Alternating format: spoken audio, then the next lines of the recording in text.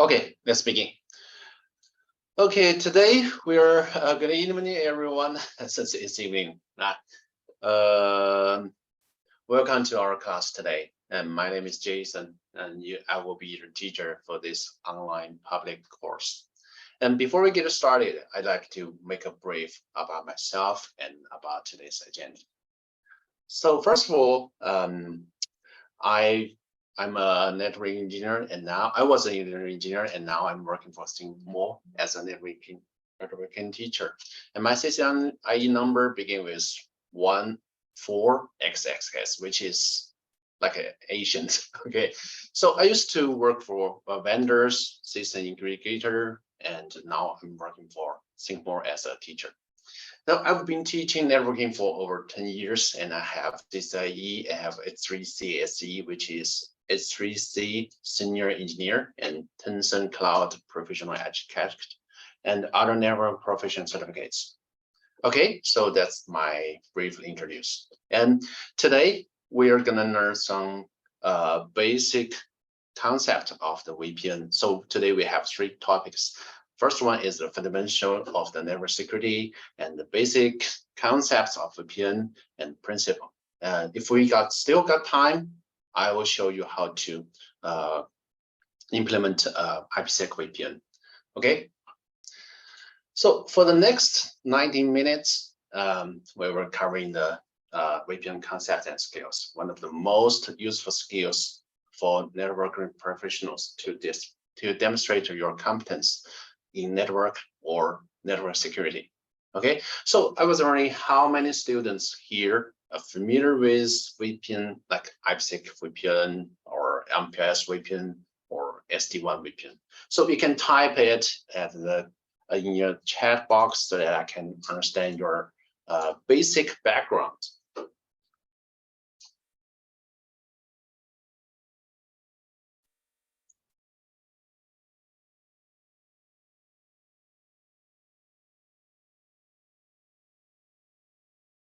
Hello?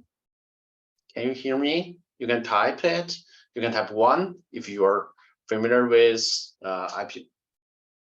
Why someone can share it.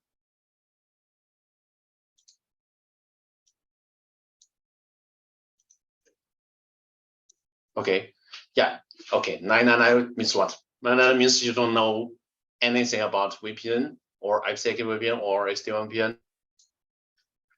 Okay, good. So you can type 1 for yes, since you don't have anything yes. So ISA type 1. So can you name which VPN you're familiar with, like IPsec VPN or MPLS VPN or even SD-WAN VPN? Okay.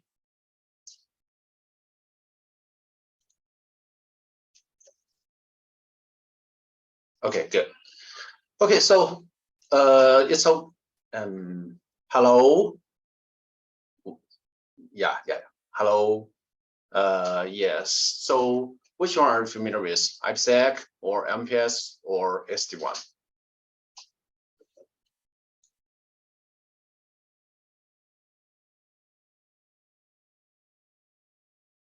Okay, good.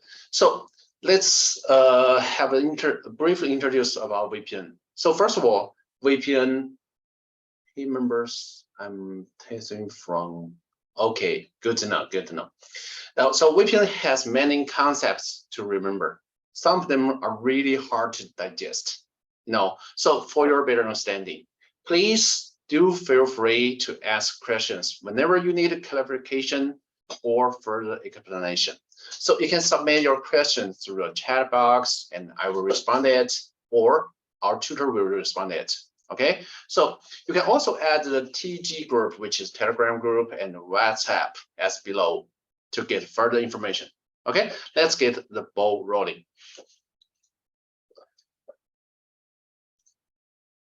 So before we know what is VPN or what VPN is, we better know why we need VPN at the first place. Okay, let's imagine that you want to write a love letter to your crush classmate, and you hope to deliver it through your classmates because you're kind of shy.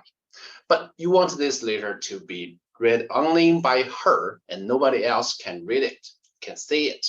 So I may ask you guys a question, okay? What do you think is the safest way to transfer your love letter to your classmate, which is you have some crush on? You can type your answer in the chat box so that I can know your answer.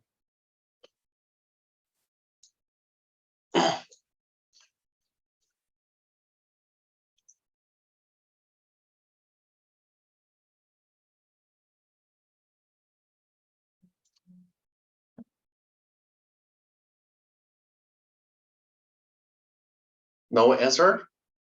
Okay. So maybe you don't know how to keep your love letter safe. Okay, let me give you my answer. Okay, so first of all, we need our love letter to be uniqueness, privacy, and unchangeableness, right? Okay, why? Because love letter written by you for your crush. And of course, you don't want your others to change your name to theirs and impersonate you.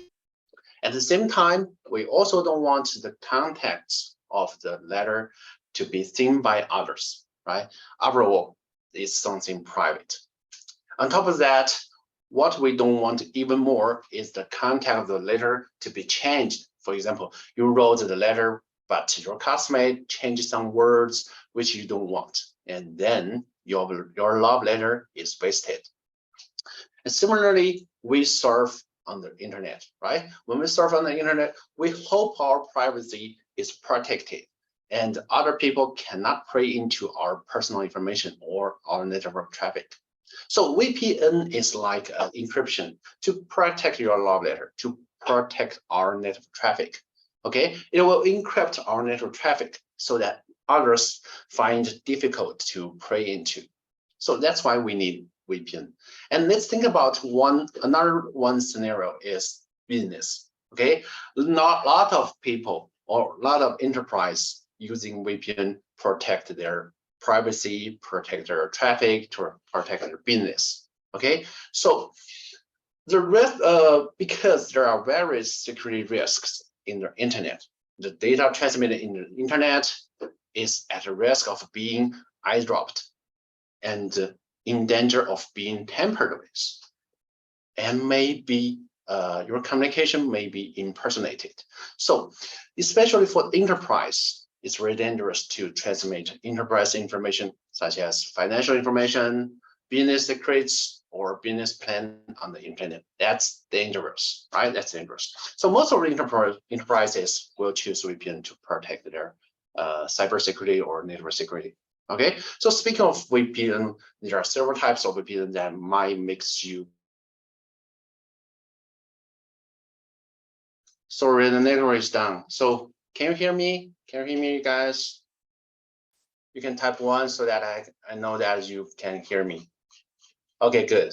I don't know why, maybe the network is breaking down. So, okay, let's move on. Okay, let's move on. So the first one is I want to introduce is MPLS and IEPL. Okay, MPLS and IEPL. So what's the difference between IEPL and MPLS? So it's hard to digest, and I want you to remember that IEPL is like internet private line. So we call it private line. It's a layer 2 network, and it's point to point. What the point to point mean is it's like this. So let's think about it. This is your headquarters, it's the branch. So the communication is like from there to there.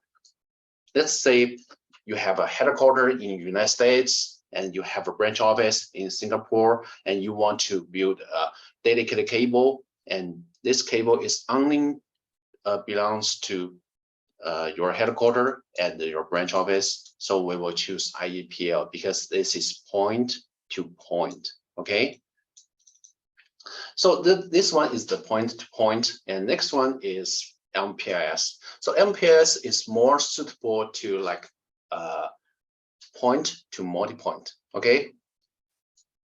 So this is like the MPLS, and you can see let's say we have a server farm in India, and we have a lot of branch offices that want to access this server farm, so that we can build a MPLS dedicated line, so that we can use the MPLS to transfer the business traffic or network traffic, then someone with some information that we don't want to share in the internet, so we can use MPLS to build a dedicated line from server farm to United States or Indian or Malaysia or Singapore or even China.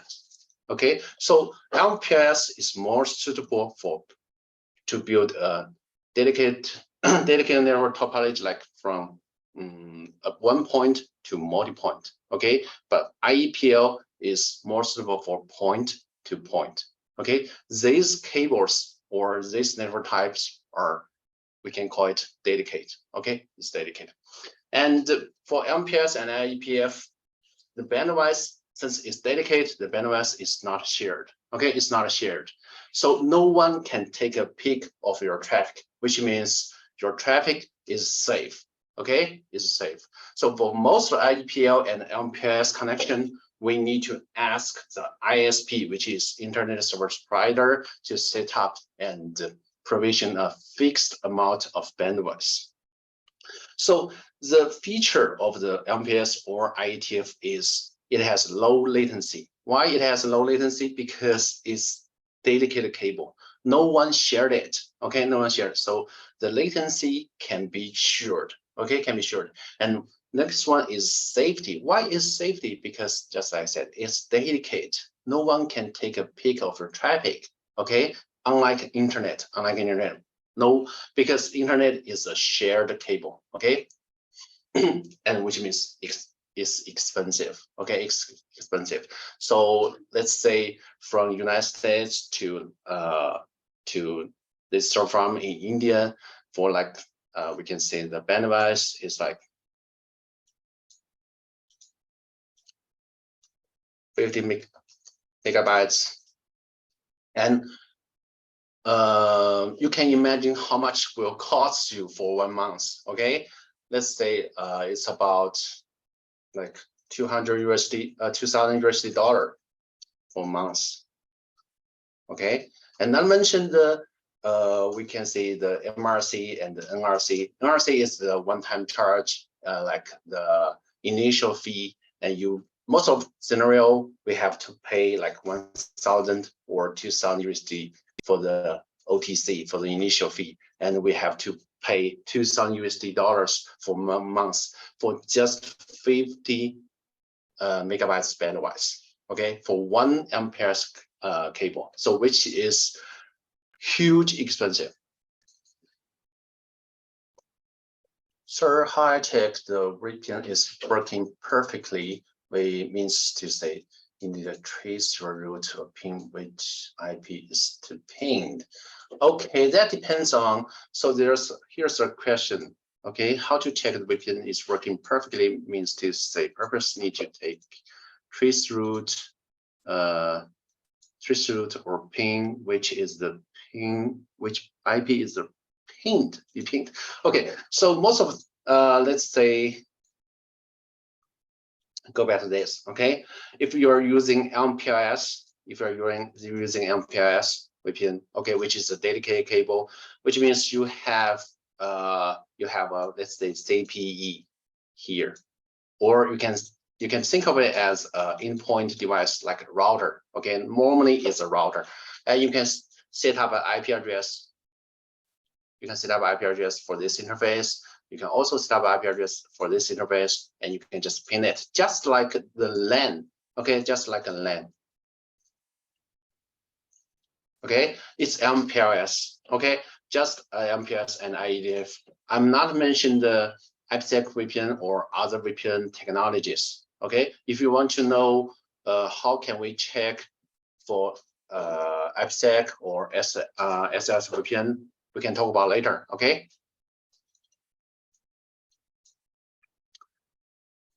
How can give the IP of different server? You mean like this one? You mean like this one? How can we get the Yeah. Okay. So think about this. It's like for this side we have a server, we have router here. Okay, just like a 2 router, and we can do what we can do is we can run like static route. We can run like dynamic routing protocol like OSPF or RIP, whatever. Okay, just like you build a dedicated cable.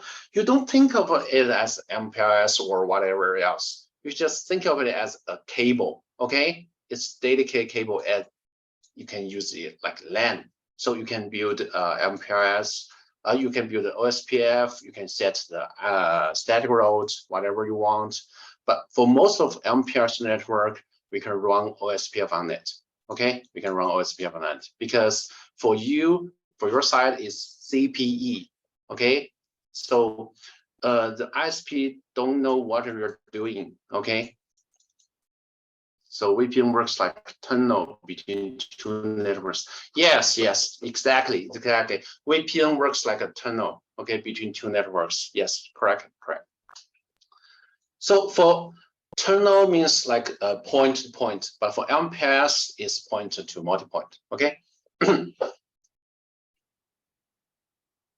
Okay, let's say for this picture, for this topology, if we have to pay like for MPLS, if we have 50 megabytes data cable, and then we have 5, which means what? Which means we have to pay 10,000 US dollar for 1 month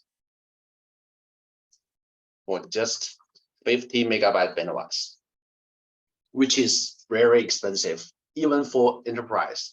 So there's a word said, we know we have MPLS, but we can't afford it because it's so expensive. Okay, so for people or for enterprise that who's not willing to use the MPLS because it's too expensive, that we will use this IPsec VPN, because IPsec VPN is like almost free. I can say almost free because we still have some let's say we have to buy some devices like firewall, like routers, or other VPN gateways like that, but it's way cheaper than MPLS. Okay, so let's talk about IPsec VPN. Now, IPsec is Internet Protocol Security. Okay, it's a suite of protocol. Okay, designed to provide a secure communication over IP network. It operates at the network layer, which means layer 3 of the OSI model, and it can be used to secure data traffic between hosts and networks or gateway devices. Okay, so a VPN, IPsec VPN, when we talk about IPsec VPN, we normally focus on the VPN technology like encryption, verification, and for IPsec VPN, we have IPsec connection, and we call it IKE, and IKE phase 1, IKE phase 2, and we talk about IPsec VPN configuration. So let's get start with the IPsec VPN.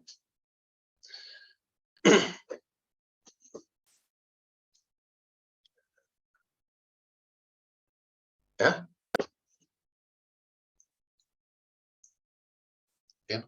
So VPN establish and protects communication between network enterprise. We use encryption technologies to prevent data from being eavesdropped. Okay, so the next one is we use some technology to verify data and from being destroyed or tampered with, and we can just like there's a comment said VPN is like a tunnel. Okay, like a tunnel. So before we get to know the IPsec VPN, I want to understand we have some features we must know, which is for IPsec VPN, we have IKE, which is Internet Key Exchange, and we will talk about it later. And then we have ESP, which is like a trunk, and this one will carry our network traffic, and Edge, which is authentication header, we will talk about later. Okay, but now we're talking about is there's a question. Okay, we are talking about is encryption algorithm and data message verification. So for encryption algorithm, we have symmetric and asymmetric algorithm. Okay. For symmetric encryption algorithm, we have DAS, triple DAS, and AES, which is just like I said, it's hard to digest. But do remember that for this encryption algorithm, we encrypt some data and we decrypt some data. Okay, let's focus on this picture. So in this picture, can you see my screen and I'm drawing something? You can type 1 if you can see something I'm drawing.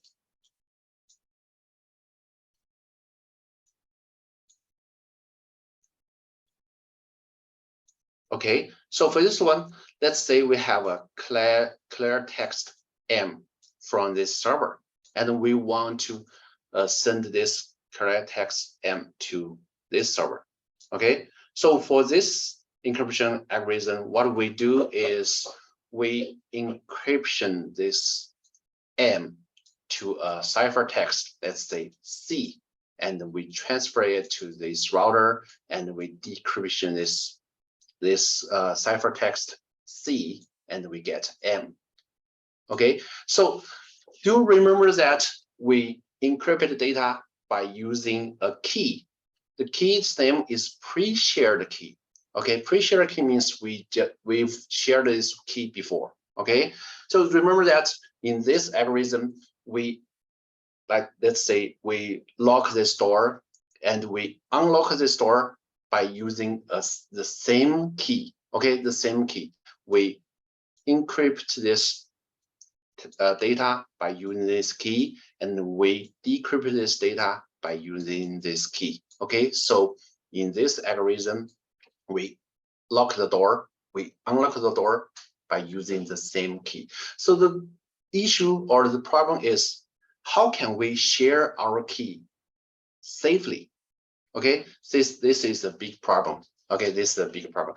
So the first thing is we have to share our key. Let's say we have a key here.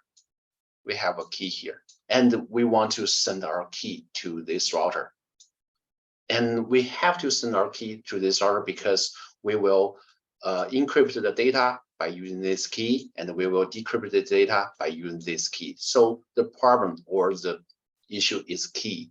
We have to transfer this data safely to this router. Okay, the next one we will talk about how can we transfer this key to another one safely. So because we will transfer the data, transfer the key over internet, and which like we said, internet is unsafe. Someone may tamper your key, someone may get your key so that they can get your data. Okay, so what we do is we use asymmetric cryptographic algorithm. Okay, and this is the famous algorithm, we call it DH, Differ-Hellman. So what we do is we can share our key by using this algorithm. But before that, I want you to understand is there's a key, we call it public key, and we have another key is private key. So basically we have two keys here, and you do remember is we lock the door by using public key, which means in terms of public, which means everyone can have it. Okay, everyone can have it. So you can get my public key, your classmate can get the public key, everyone can get the public key.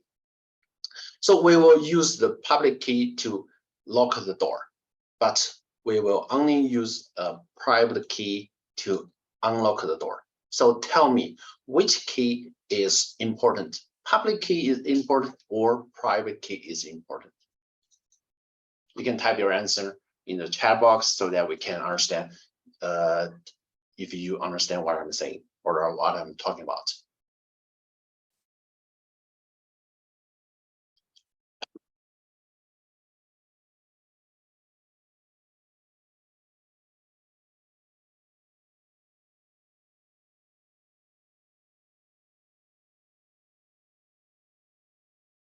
let's ask some guys. Let's say, Stephen, can you understand which key is important? Private key is important or public key is important? Or Tom, can you understand which one is important? The private one or the public one?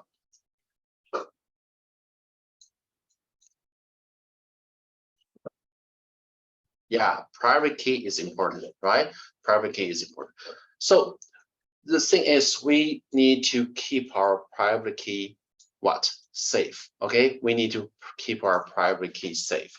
Okay, so what we will do is we will use this algorithm to share our key. Let's say what we will do here. Okay.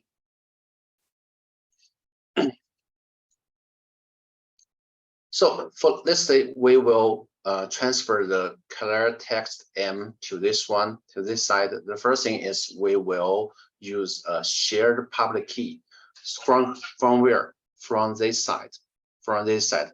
So from this router will send the public key to this router. So this router will have a public key, okay, for a public key. Then for this router, it will encrypt data by using the public key from this router, because you send to me, okay, you send your public to me. So the data is transferred to this router, and we will use a private key to decrypt the data so we can get the clear text M.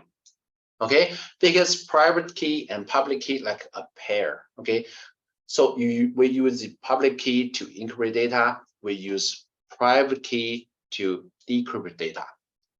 And as long as you don't have my private key, you can't get my data, right? Because I never shared my private key. I just shared my public key. So you can only encrypt data, but you cannot decrypt data, right? Okay, any question about this part?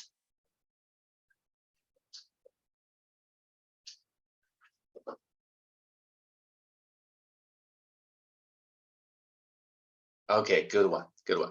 Let's say if you are accessing, let's say, I will use the browser to show some examples. Let me use the browser here. Okay. Can you see me? See my browser here? Let's say I'm accessing the Cisco.com. How can I put it? Okay, so as you can see, this is the website from Cisco, right? And there's a lock here. There's a lock here, and if you click the lock, you can get the let's say you are accessing this website securely. Okay, so why our data or the data between me and the Cisco is secured? We can push the button F12. Sorry, the word is Chinese. Let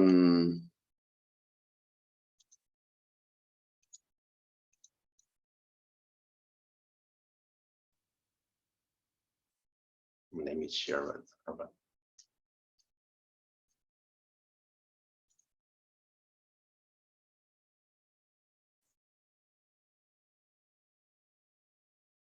Okay. If we click F12, and you click the secure, you can see we have the key. We have a key here. Okay, we have the key here, and you can also click this button, and you can see the secure. The connection is secure, and the certification is secure. Okay, so actually, what happened between me and Cisco's website is we let's go back to this one. Let's say it's just like this is me, and I'm accessing the Cisco's website. The first thing is Cisco website will share its public key to me, and I will use this one to encrypt data, and then I will send my request to the Cisco website. then it will keep sending the data to me, and then I can get the data, because we can do the encryption and decryption. Okay, so basically we use this algorithm to do what? We do this one to share the key, like we talked about before, the pre-shared key. So how can we transfer the pre-shared key safely? We use this algorithm to share the key. Then we use this one to transfer the data. Okay, we use this one to transfer the data. Why?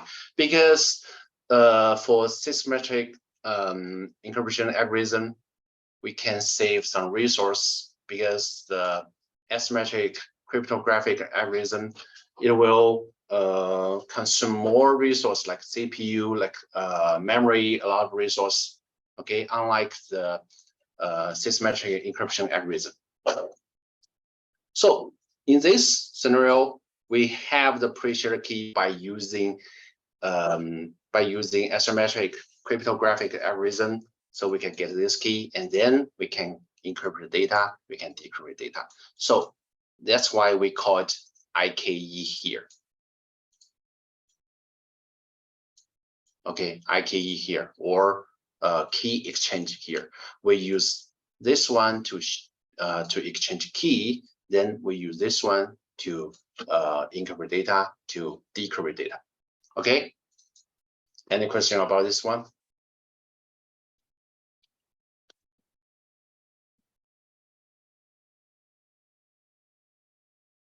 No? Okay.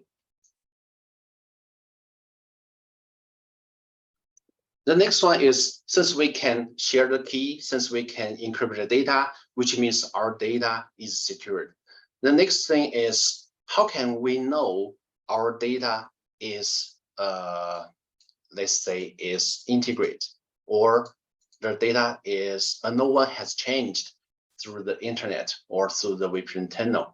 We use another one, we call it data message verification, which is HMAC and MD5, and we call it Hashi algorithm.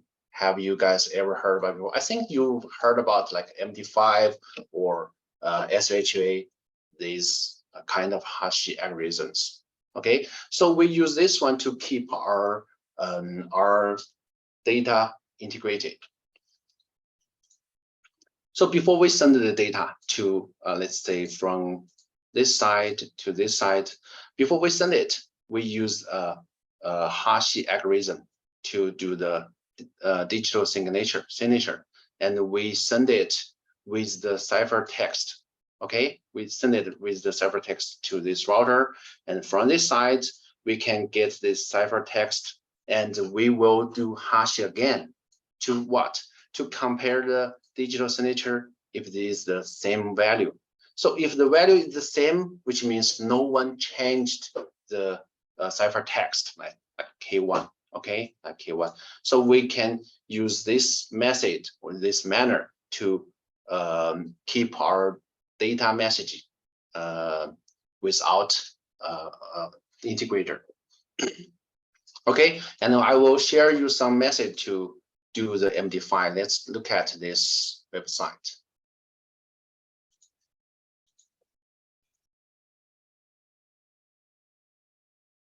So this website is, we can use this one to do the MD5 encrypt and decrypt. So we can check the hash. Yeah, of course. So let's look at this website. So the first thing is I will input a string. Let's input Cisco.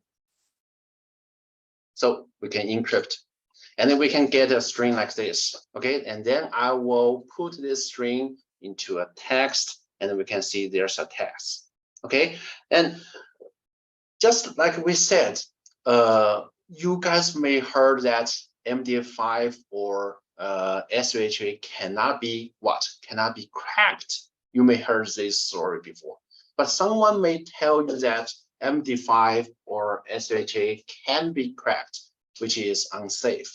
So to avoid any confusion, I will do something for your better understanding. Okay, let's say we input Cisco, then we get this string, right? We get this string.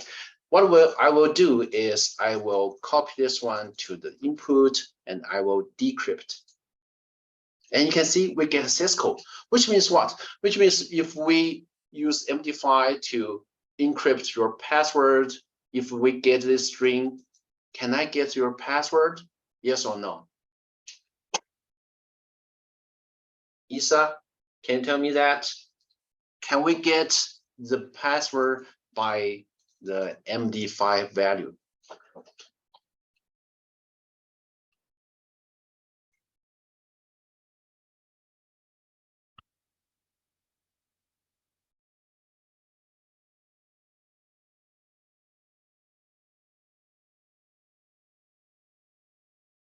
Or Steven, can we get the password by no? Yeah, of course, no. So if how about we set our password like Cisco and we get this string. So if we get this string, we use decrypt, then we can get Cisco.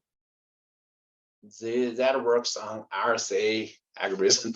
Okay, so I will tell you about the MD5 and how MD5 works, and you can know why we can decrypt some MD5 and sometimes we cannot. Okay, so for Cisco, we put this Cisco and we encrypt it. Actually, we get a string. Okay, and why we can get this one and we click decrypt to get a Cisco is someone use this Cisco to encrypt it before. Then I put this string into my database. And next time, if someone use this string to decrypt, then I can know this is Cisco. And I will use another word like food to encrypt it. And you can see I get a string. And if I put this string to this input and decrypt, you can see I get food. Right? But what if I use another word like, how about authentication? Let's say your password is authentication and we encrypt it. Somehow, someone gets this string and let's say if we can decrypt. See, couldn't be decrypted because what? Because no one encrypted before and for this website, no one encrypted and we didn't put it into our database. So if you want to use this one to decrypt data, which means you cannot because we didn't have this record before. Okay, that's why we call MD5 can be decrypted, which is not. Okay, because it's just we get a string and we cannot reverse it. Okay. But we can use this one as our digital signature because we can compare the signature. And let's go back to this picture. Let's think about this. So if we encrypt the data and we use hash to get the digital signature, and we send the data to the other side to this router, and this router will hash it again, and we can compare the digital signature to make sure our data is safe. No one changed it. Okay, so for IPsec VPN, we have encryption algorithm to keep our traffic safe, and we can use some data message verification like MD5 or SHA, these hash algorithms to keep our data integrated. Okay, so for VPN, for IPsec VPN, we have two ways to keep our traffic safe. Okay, so any question about do you have any question about the IPsec VPN?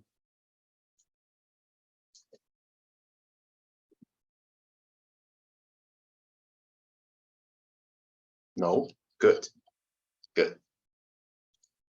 So okay.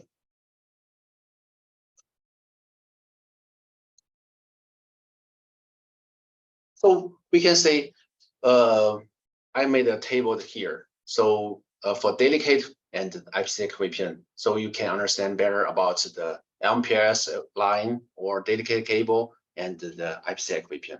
So for dedicated cable like MPLS or IEPL, the costing is expensive.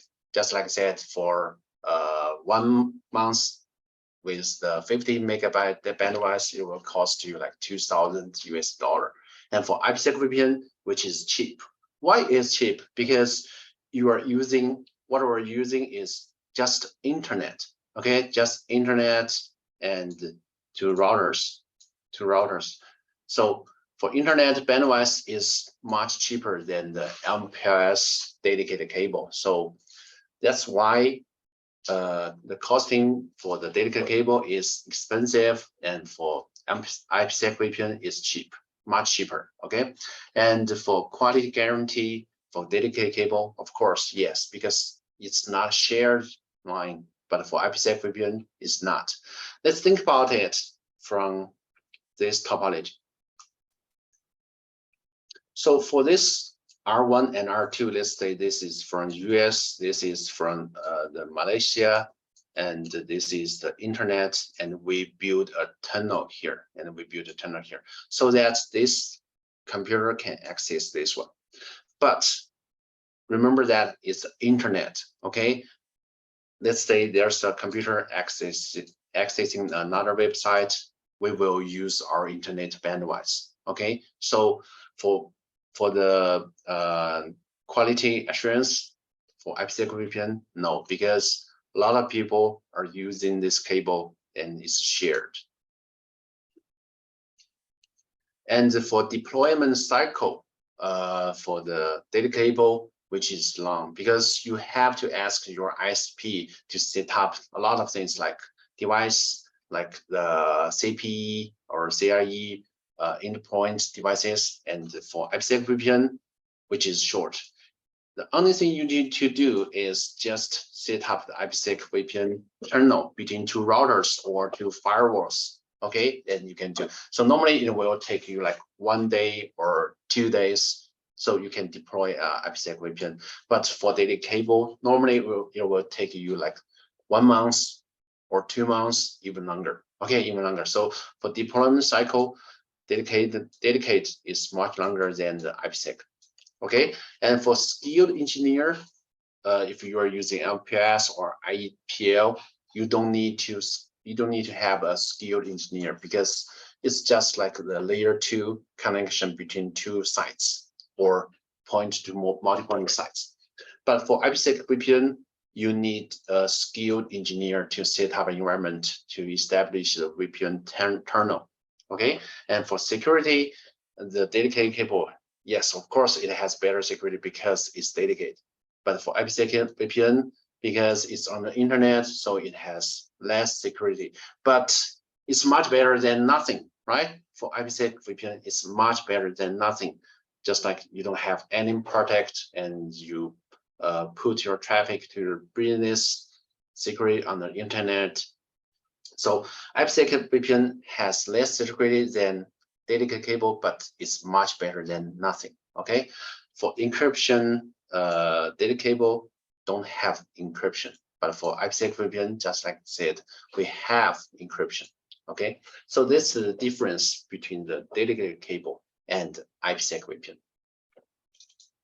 And I think this is easy to understand. All right, so let's focus on another one, which is you guys may heard that before, or maybe you have some confused about the SD-WAN VPN and what's the difference between the IPsec VPN and the dedicated VPN or other VPNs. Okay, so let's talk about SD-WAN, and you will know what's the difference like before, like this one, the SD-WAN, IPsec, and LPIS.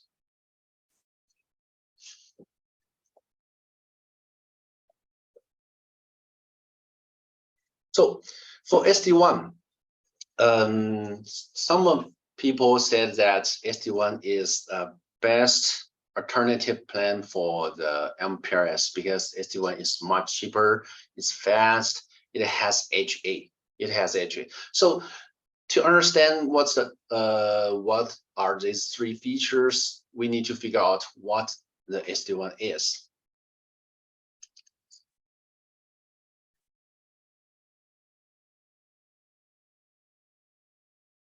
Let's talk about this picture, okay? Let's talk about this picture. So if we are using SD-WAN, okay, so we have headquarters, we have branch office. Normally we can use MPLS, or we can build a IPsec tunnel between headquarters and branch, okay? But let's think about it. If we are running IPsec VPN, so the traffic is like a tunnel. It's like a tunnel, okay? And if we are using MPLS, it's like a dedicated cable. But for SD-WAN, it's unlike MPLS, unlike IPsec VPN, we can build a tunnel in a very efficient way.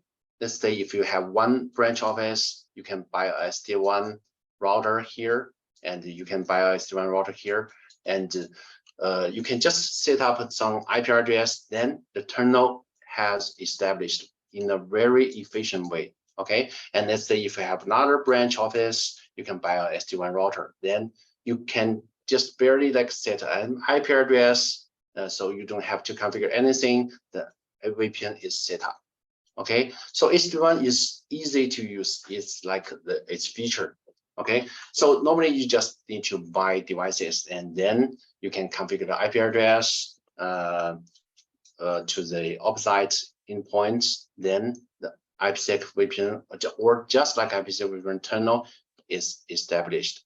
So for SD-WAN, is much easy for you guys to use. You don't need to like configure a lot of things. You don't need to care about encryption, the key, how to exchange the key, how to keep the data safe, something like that in IPsec VPN. But in SD-WAN, it's pretty easy to use. And the next feature is much cheaper, because SD-WAN is still on the internet. Remember that SD-WAN is still on the internet, okay? So it's much cheaper and it's fast. So what is the fast means? I can let me share you this one to you. SD-WAN.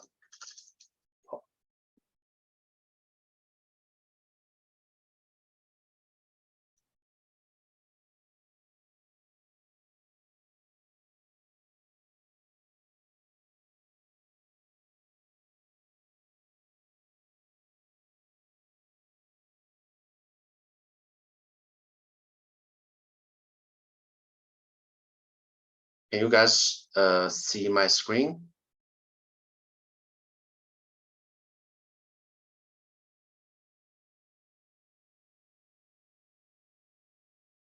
A picture?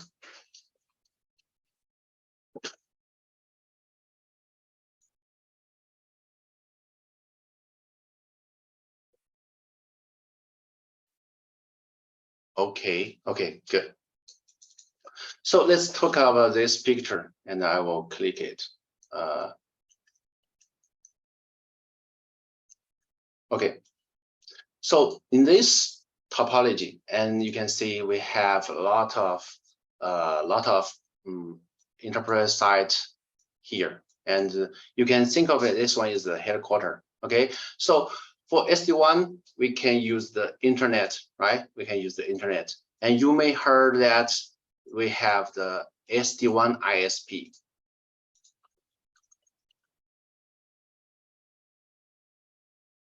We have the SD-WAN ISP.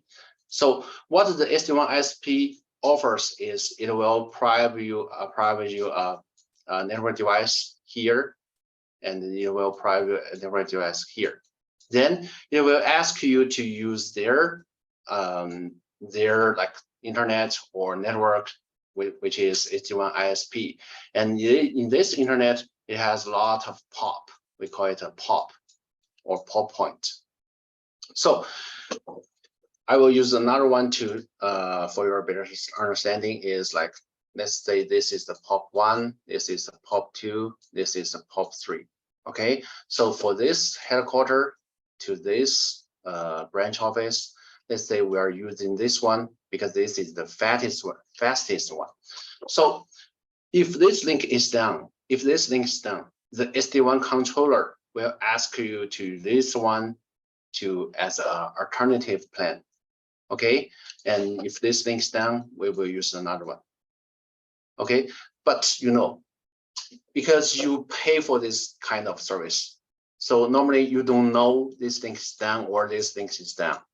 Okay, because the SDN controller will tell you this link's down or this link has the poor quality or the network is poor. So the SDN controller will ask you to use this link or this link. So for SD1, it monitor your link between the enterprise A, this is branch office, and the headquarters link. It monitors the link timely. So if let's say from this link's latency is 10 ms, and this link is let's say 12 ms, and this is 15 ms. So for SDN controller, it knows that this one is the best one. It will ask you to use this one, and you don't know it. Okay, and you don't know it. So this is the SD1's advantage. Okay, we can say it's advantage, and it's way cheaper than MPLS because MPLS doesn't know the quality, the line quality or traffic quality. So it only like the point-to-point. So we don't care the line quality or traffic quality for MPLS, but in SD1, we do care the network quality.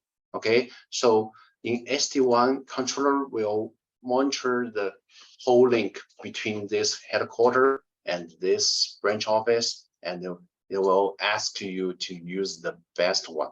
If some link is down, it will change to another link automatically, and you don't know it. So this is the reason why SD1 has the features like we call it, is much cheaper in terms of MPLS compared to MPLS. SD1 is a router or protocol, and SD1 is we can say it's not a router, it's not a protocol. It's more like service. Okay, it's more like a service.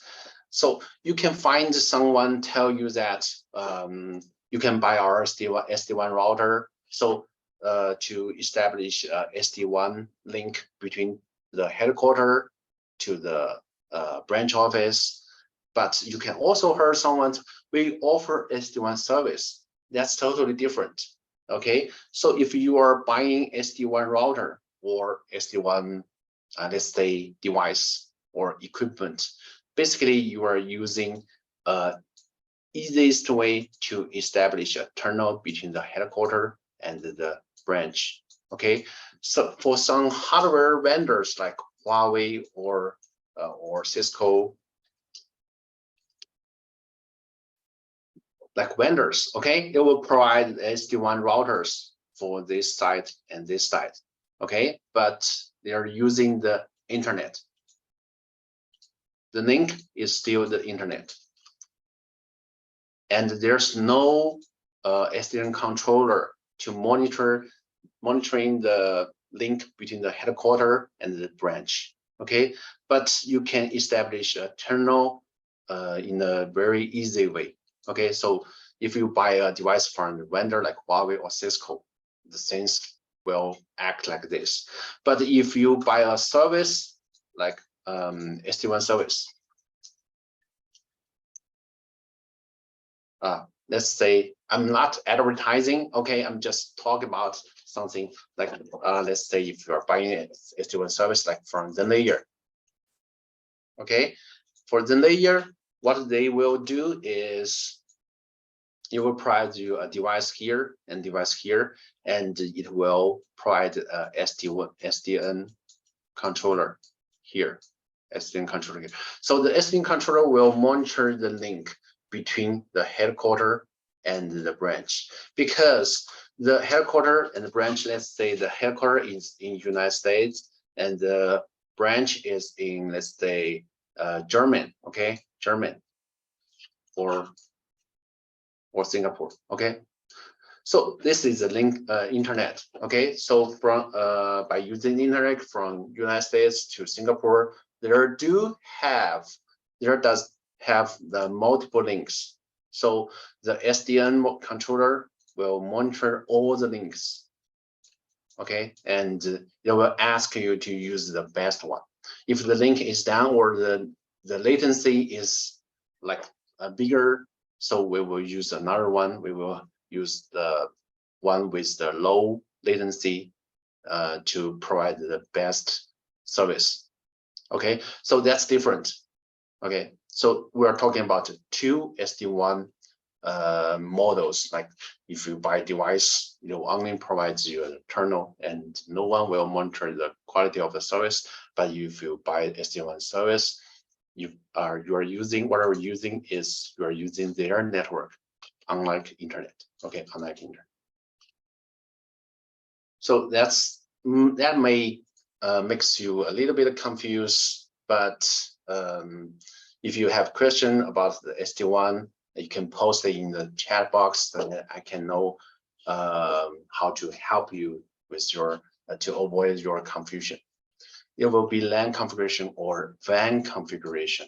Okay, it's more like one configuration. Let's go back to this one.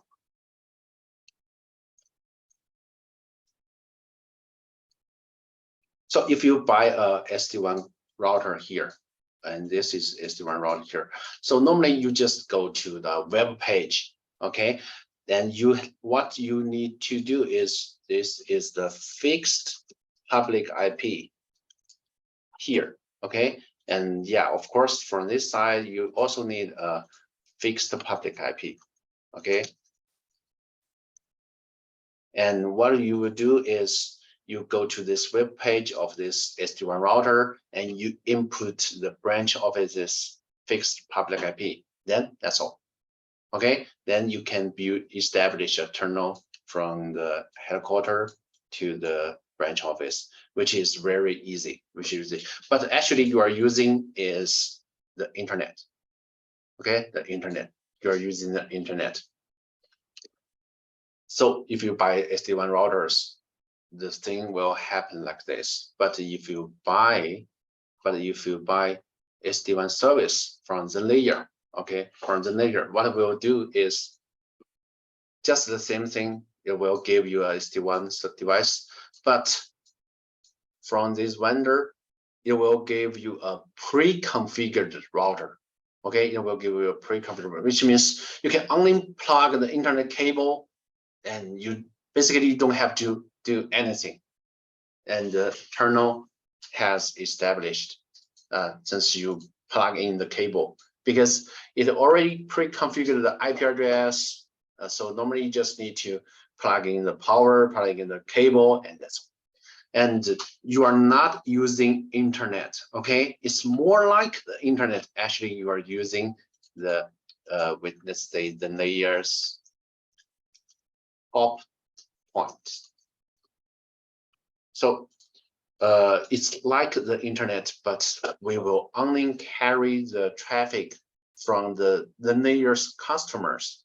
Okay, unlike internet carries all the traffic over the internet, but in this model, the traffic will or this cloud, you can see this cloud here, will only carry the traffic from the layer's customer, which means we will have better quality than the internet model. So these two different kind of the service are totally different. Okay, I think you understand what I'm saying, right? Sorry, I can't pronounce your name. Is Bhaskar? What? Sorry. If you understand what I'm saying about the SD-WAN, please type 1. Yeah. Okay. Good. So you already understand the SD-WAN, and you already understand the IPsec. So next we will focus on how to implement IPsec VPN between two routers. Okay, let's open the routers to do the lab.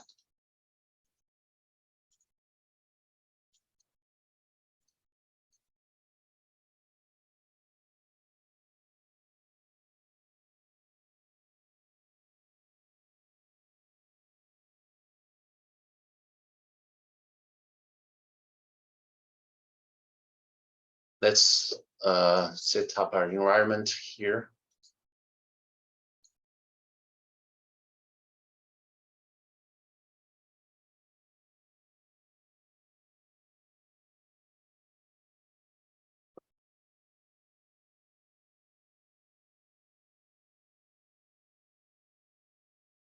Yeah, let's wait for a while. It's still starting. Okay, good. So we're using is UAE.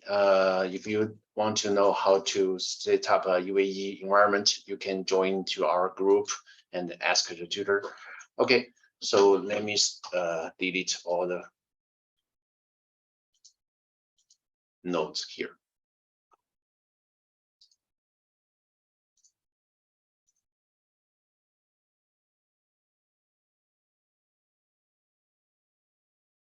Which groups are for this UAE?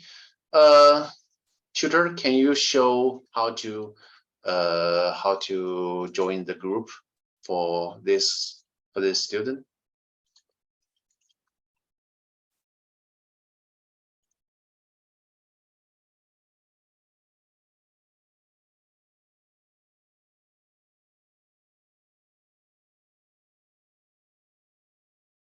Hello, Luis. Hello, Andy. Can you share how to join the group to get the UAE? Andy. So we'll add two nodes here, which is two routers.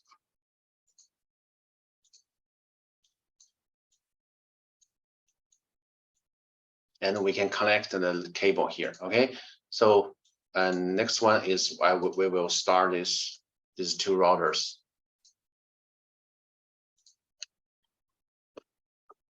How to install this on laptop? You can ask the tutor to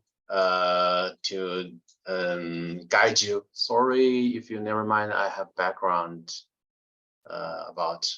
I don't have a background. Okay. Yeah. It's okay. So if you don't have any background, you can join this group here. You can join this group here. Okay, the Telegram group, and then you can ask the tutor to help you to establish the UAE-NG, and which is the best simulator for you to practice the network. Okay. Okay.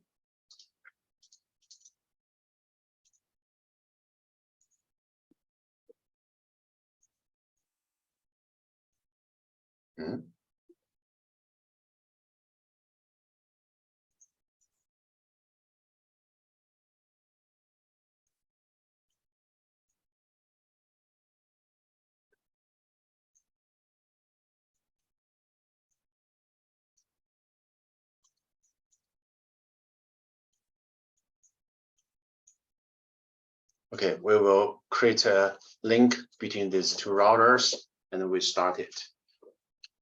Why this lab has been there? Okay, good. Let's wait for a while. Okay, can you see my screen here?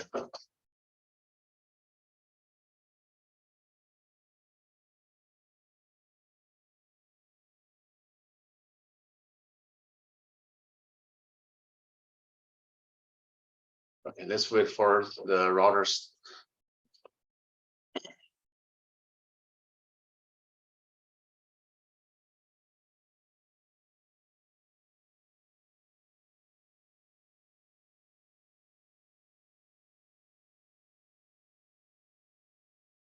Okay, let's wait for. I have an interpret.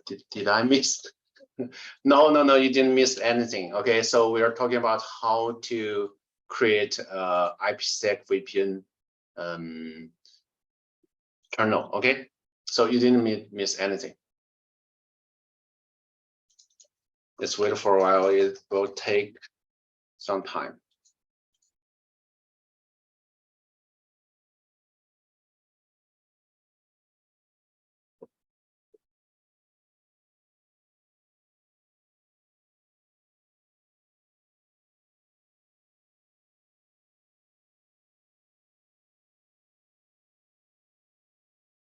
Okay.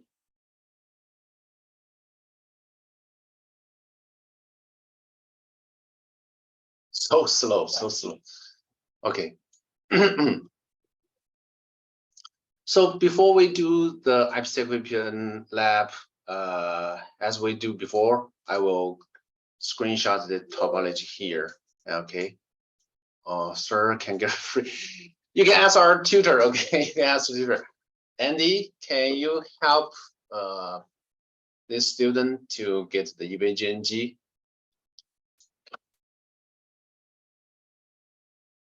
Andy. Okay, so we have two routers here. Okay, then the first thing is we set up the layer 3 connection between the these two routers. So this the first thing is we go to this interface and we set up IP address here. Okay,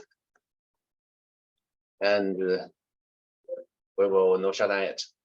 The next thing is we go to the offsite routers and we set up an IP address.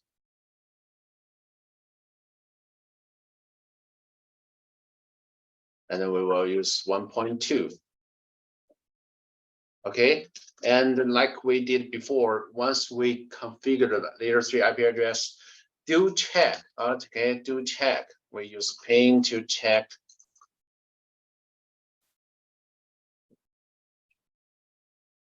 Okay, correct. The next thing is we will do some IPsec configuration, just like this picture, this slide shows before. Let's go back to this picture.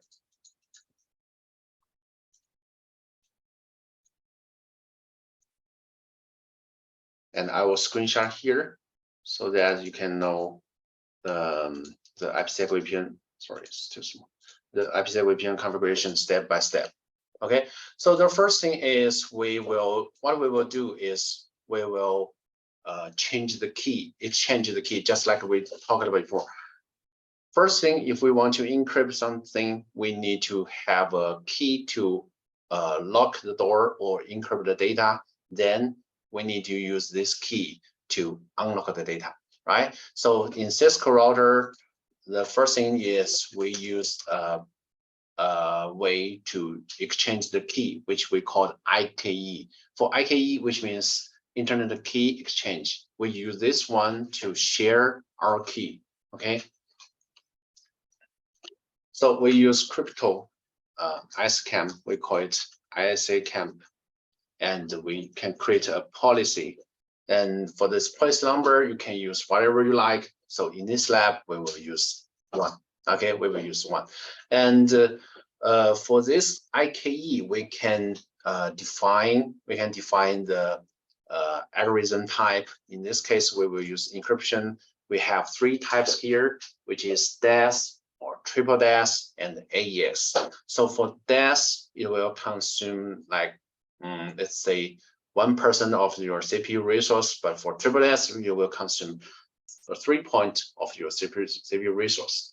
So if you are using AES, it will cost like 5% of your CPU resources. Okay, I'm just making the example. That means that it will consume the CPU resource like that. So you can say if you are using DAS, it will only it will consume the less CPU resource or memory resource. But if you're using triple DAS or AES, it will take more than DAS. So in this case, we'll use DAS as our encryption algorithm. And next one, we will choose how to do the hash. Okay, just like we talked about. So in this case, we use hash. And you can see there's a lot of options here. We can set MD5, SHA, and SHA 256, or even 512. Okay, in this case, we will use MD5. Okay, because it's just a lab. Okay, not a real world. And we use a way to share our key, which is just like we talked about before. We use pre-share key. So you have to assign authentication. We use pre-share key here. Okay. So basically, we create a IKE method here, and we assign the free options, and we can also set some lifetime, but you can also don't set set. So basically, we will set lifetime waves like 1,600 seconds. Okay, for this one, why we set this is we will set a load, so it's not easy to understand, but you can take it as if you set this time longer, you will be less safer. But if you set this time shorter, you will be more safer. Okay, but basically we will set this one as 1,600. And group is the DH algorithm. There's a lot of, okay, so if you're using like 1, you can see the bit is 768, but if you are using like 24, the bit is much higher than before, which means it's stronger. Okay, it's stronger. So it's like the algorithm type. If you're using the basic one, which means you can also encrypt the data, but with less safer. But if you are using the biggest one, which means you are much more safer, but it will consume more resource, like CPU resource, especially CPU resource. Okay, so in your real world, okay, I strongly suggest you to configure like 2 or 5. Okay, don't use, okay, I think this one is the best, this one is the stronger one, the strongest one, so I will use this one. No, don't do that. Just like the encryption, we choose the DAS or triple DAS. Okay, don't think this is the best, so I should use the best one. You should consider your CPU resource or your device, okay, because it will consume a lot of CPU resource and memories. Okay. Then I can quit. Then I will do, what I'll do is we configure a key. Okay, we configure a key. So crypto, and we can use ISMCAP. Okay, ISMCAP, we create a key.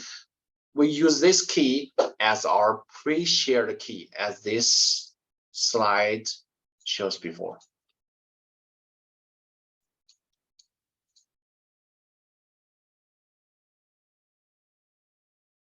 As this one, pre-shared key. Okay, we use this one as our pre-shared key.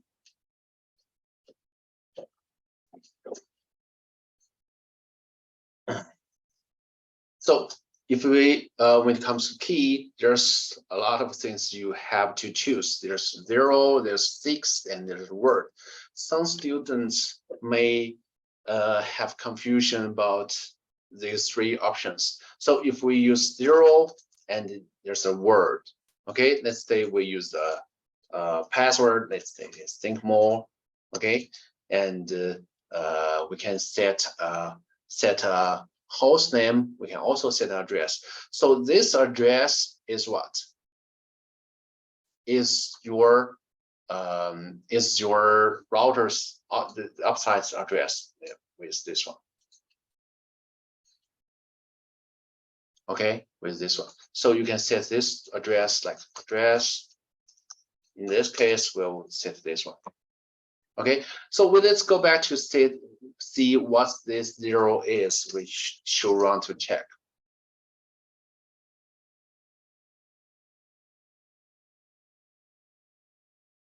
And you can see ThinkMo is here, which means what? Which means it's unsafe, right? Because if I show wrong, means I expose my key. Everyone can see it. Okay, so what I will do is I will delete this command and I will create again. And key, this time I will use 6 here. Okay, and we use ThinkMo and address, and we should run again.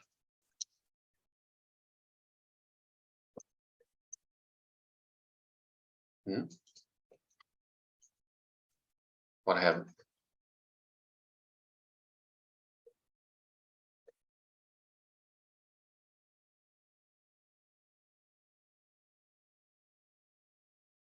G, weird.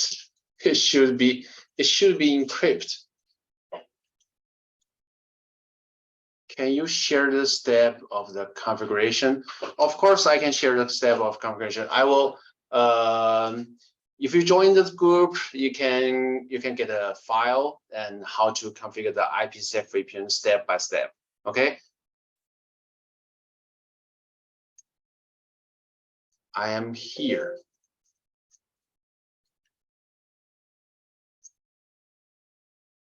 Slide, ladies, please. What is this?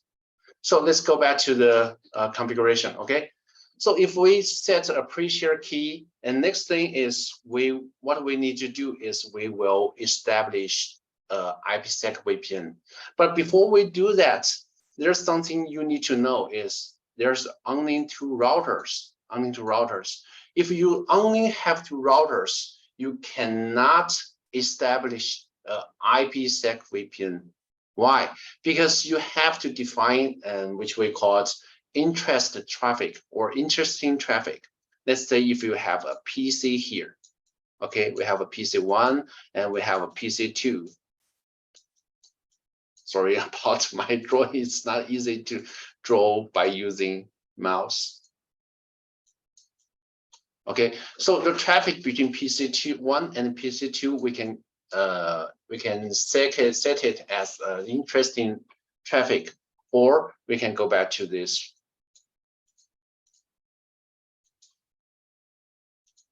We can also add node, and we can choose VPC here. And then we can also add another VPC here.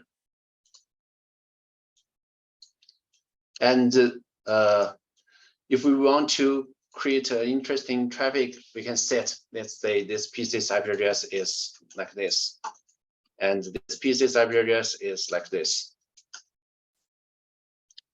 Okay, so we can define that the traffic between this IP address and this IP address as our interesting traffic. So if PC1 ping PC2, it will trigger like a trigger, okay, like a trigger, so that we can establish a VPN internal.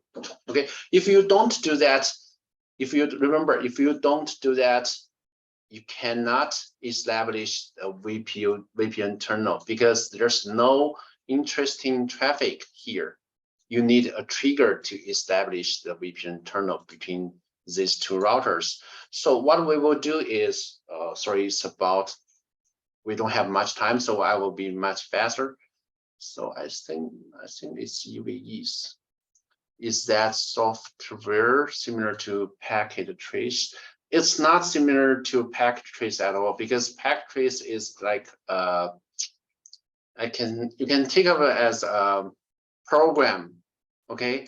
And this one is more like the real router, and you can add a lot of node here, okay? You can add Cisco's, Huawei's, Fortinet, Juniper, a lot of things. So you can think of it as the real routers. Wow, how can we get this? Or you can join the group to get more information, okay? I think you guys are already in the group. Let's focus on our class, okay? So if we set our interesting traffic, okay, if we set the interesting traffic, we can set the trigger to trigger the IPsec VPN internal, okay? So what we will do is we will do an access list, okay, here to do what? To permit something, It doesn't mean we permit or we deny. It's just we set this traffic as our interesting traffic. Let's say 100, okay? And what we'll do is permit IP address from, let's say, the two PCs. And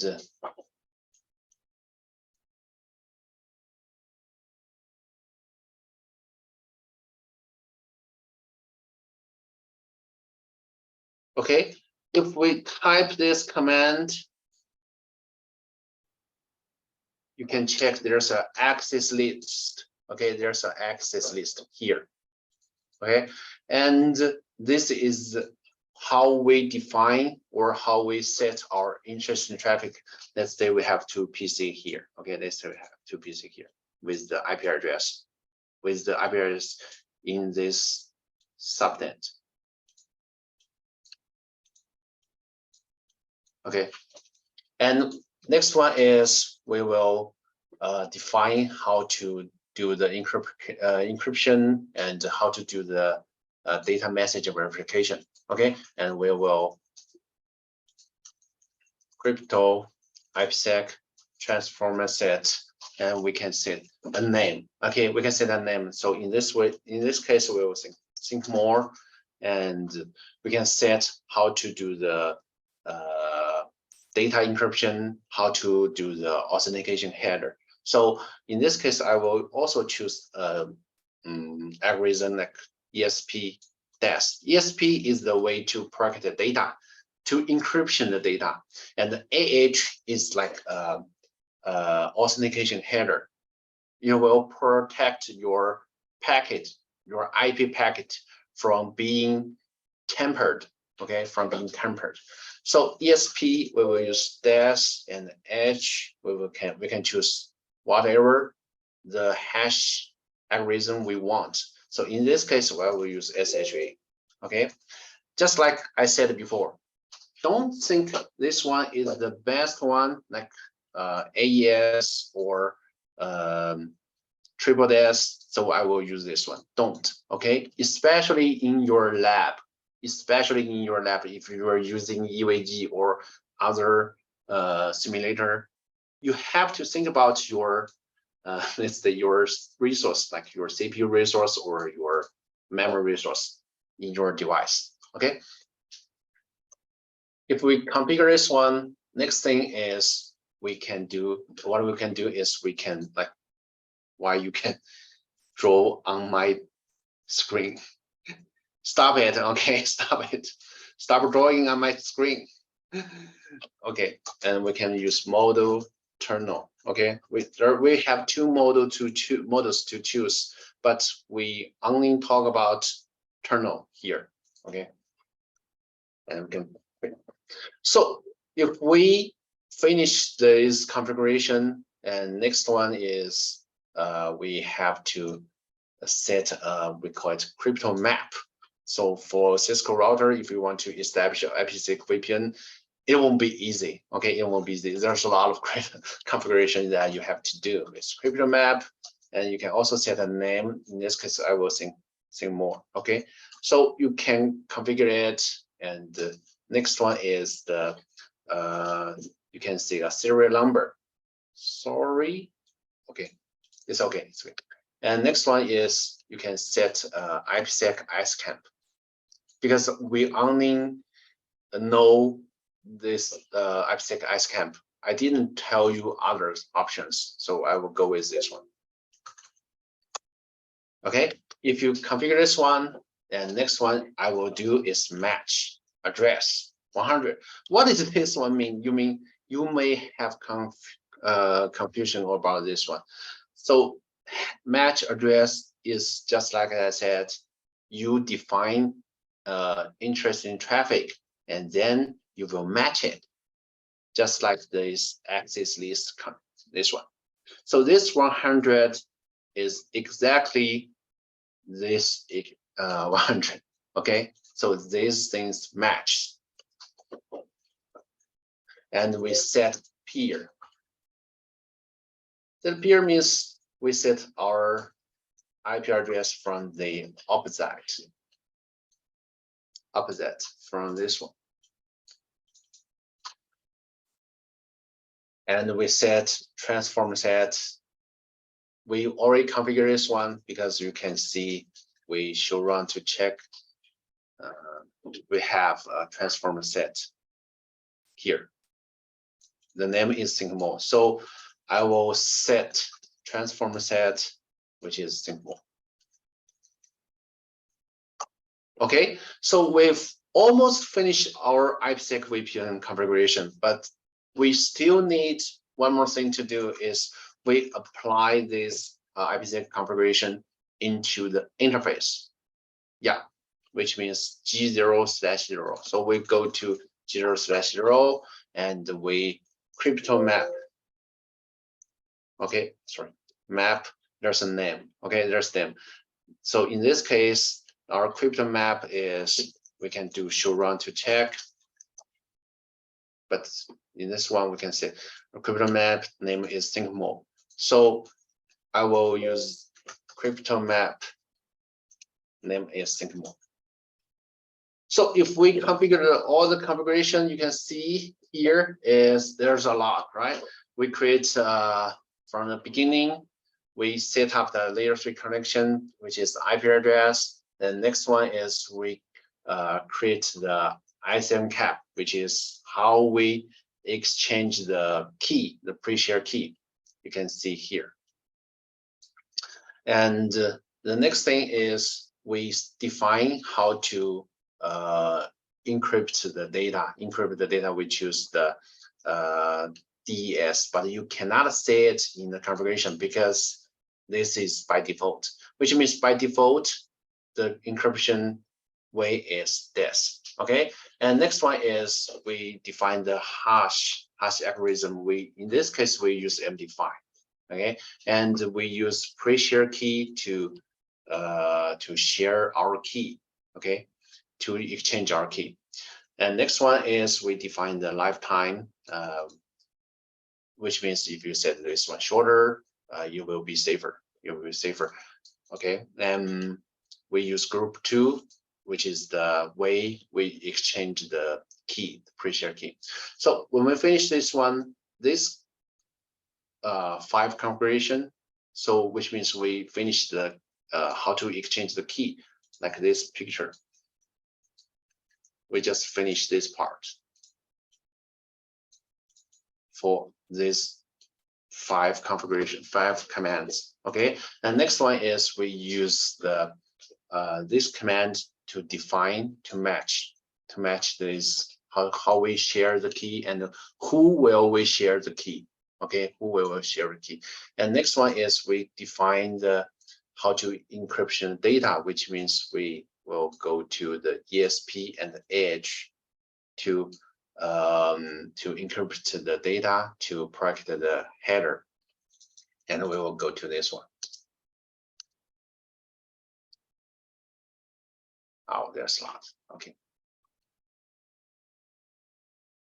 So in this one, I will set a lot of configuration to configure the ESP, to configure the edge in this transformer set. You can see the transformer set, but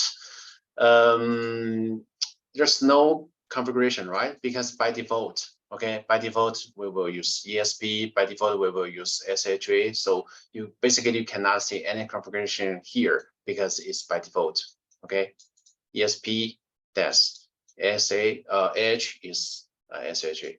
So we define how to exchange the key, and we define how to encrypt the data, how to protect the header, which is this part, Okay, so when we finish this one, we will use a map.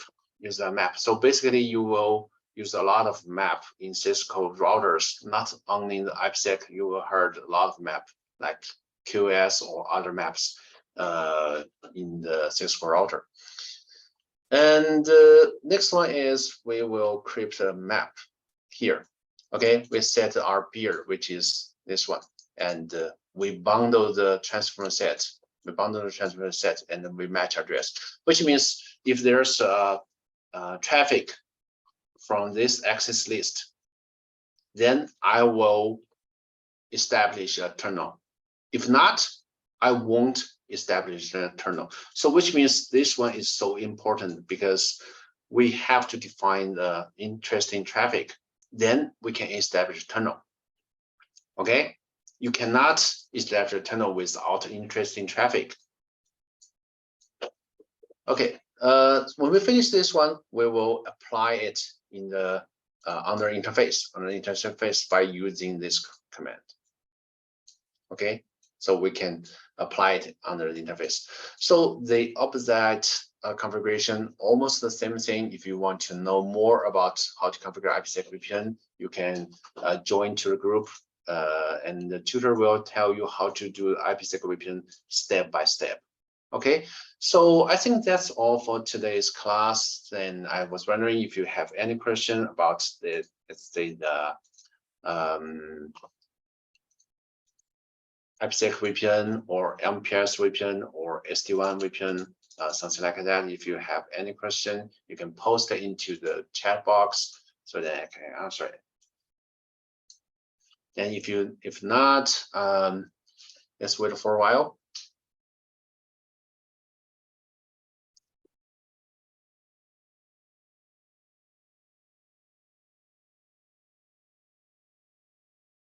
So today we basically introduced the MPS, IPsec, and SD-WAN.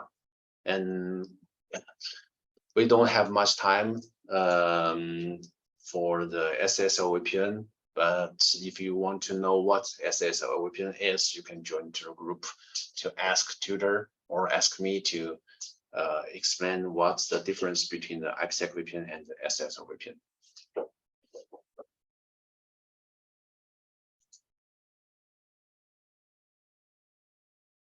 Okay, from LB, please, where do I start it?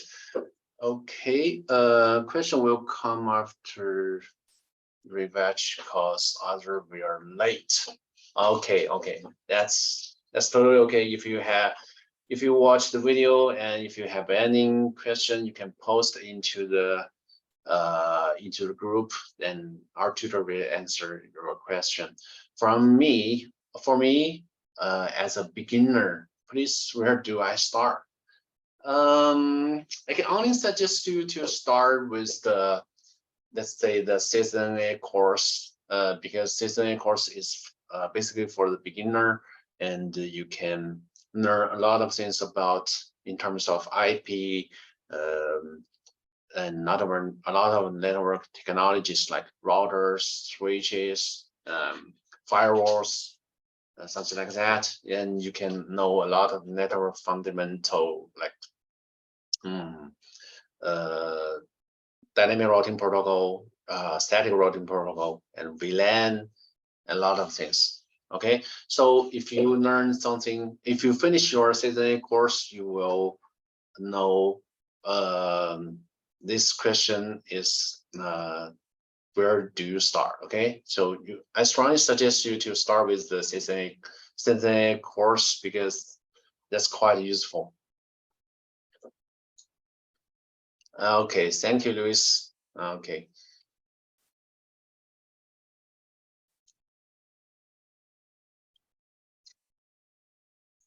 But do remember that we have a lot of, can you help? Of course, I can help you. You can join the group here and Telegram. This one, Telegram group here, and the WhatsApp. You can also add our WhatsApp. You can also join the Telegram and to get further information if you want to go deeper to like the network technology or something like that. You can add the TG here.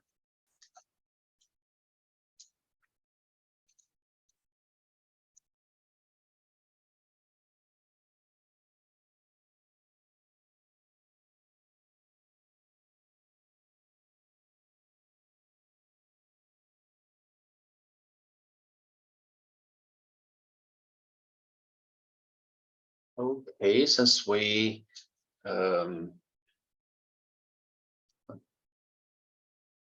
Watermanto, can you be one of the? Can you be one for me, please? Yes, of course I can be one for you. As long as you want to study the network technologies or something like that. Okay, of course. You can join to the group or add the TG, so we can talk about information, or we can talk about some details. Whatever you want, you can ask us to, like one-on-one course or public course or online recording. So what about the software? Is it GN3? It's not GN3, okay? GN3 is another one. We are not using GN3 anymore because GN3, I can't say it sucks, but GN3 consume more resources like CPU resources or memory resources. And you know, if you want to establish devices from different vendors, let's say Juniper or Huawei or H3C, GN3 cannot support well. So nowadays we are using EVE NG and we are using it for a while. And if you want to, can I want one-on-one class? Of course, you can do a one-on-one class. And Andy, are you here? Still there, Andy? Yeah. Can you help ESLink network these students, because since he or she, I don't know your gender, sorry, so want a one-on-one class, or yeah, he, sorry. Okay, so if you want one-on-one class, or if you want to some talk about detail, you can and add the Andy, sorry, add Andy the TG here, and we can talk about more. Okay, and yeah.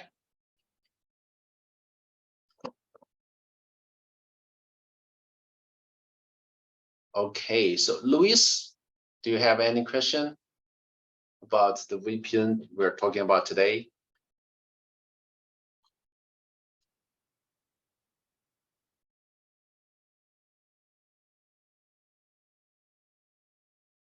Yeah, we can also join to our TG group, and that's this one, pretty clear.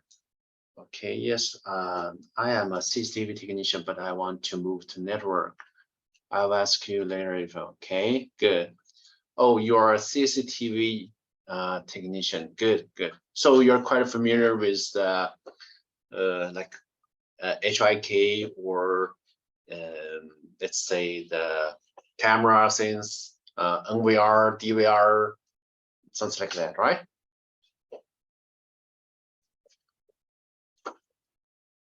I bet you are quite familiar with the IPC, which is an internet camera.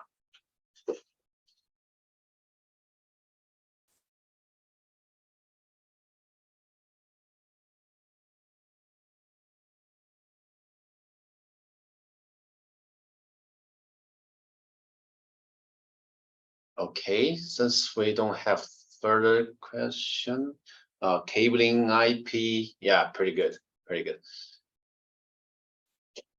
So you want to move to networking? I may have some suggestion. Okay, I'm not sure if it's suitable for you, but in my opinion, I have a lot of students running operation like cabling or ELW. Okay, ELW, the electric low voltage, and they're quite familiar with the ELW things like cabling or CCTV or something like that. Yeah, ELW. And in my opinion, so if you want, it's quite suitable for you to moving from CCTV technician to network technician, because they're quite familiar with the IP, with cabling. So for you, you have the better fundamental or foundation than other beginners, because a lot of people, a lot of students of our companies are like basically they don't know anything about the network. They're just having the interesting about the network, so they want to start with the CCNA course or something else. But for you, you're quite familiar with ELW, so you have the better fundamental than ours. You have the better foundation than ours. So, yeah, you can set up a workstation. Good. Yeah. So you have the better foundation, and this. So I strongly suggest you to finish your CCNA course. Then, if you want to go further, if you want to go deeper, you can start with the CCNP course or other networking fields like network security or cyber security or cloud computing or Linux, something like that. So when you finish the CCNA or CCNP, you can decide which way you prefer, like a cloud computing engineer or cybersecurity engineer or network security engineer or just network engineer. So you can decide which one you prefer, okay? Okay, I think that it's about time. If you have more questions, please add the TG here, and you can ask your question there. Okay, so I will play some music and finish our class today.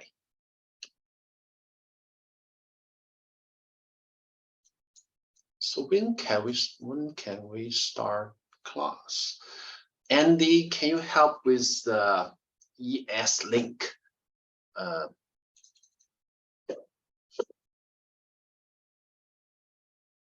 Okay, sure.